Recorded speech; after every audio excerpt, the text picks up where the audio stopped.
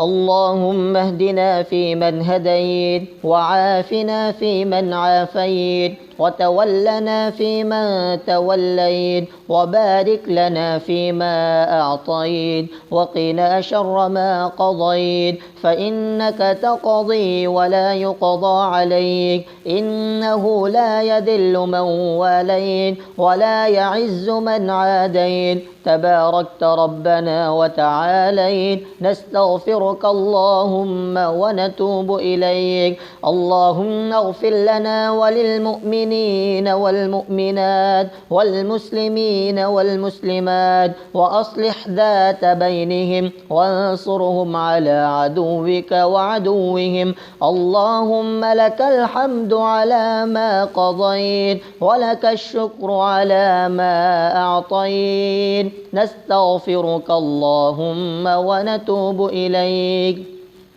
اللهم انصرنا على من عادانا، ولا تسلط علينا بذنوبنا من لا يخافك فينا ولا يرحمنا.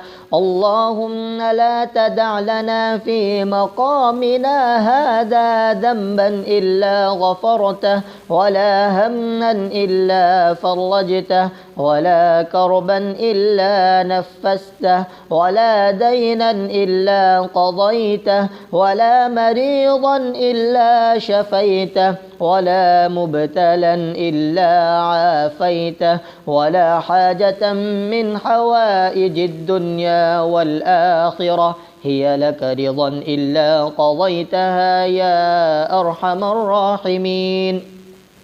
اللهم لك الحمد بما خلقتنا، ولك الحمد بما هديتنا، ولك الحمد بما علمتنا، ولك الحمد بما رزقتنا، ولك الحمد بالإسلام،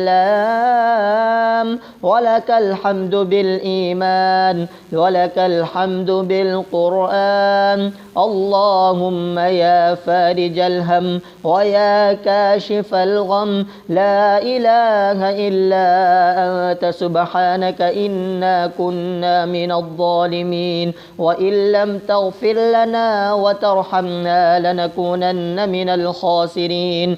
اللهم انصر من نصر دين محمد صلى الله عليه وسلم واجعلنا منهم. اللهم اخذل من خذل دين محمد صلى الله عليه وسلم ولا تجعلنا معهم. اللهم اكشف الغمة عن هذه الأمة. اللهم ادفع عنا البلاء والوباء. اللهم إنا نعوذ بك من زوال نعمتك.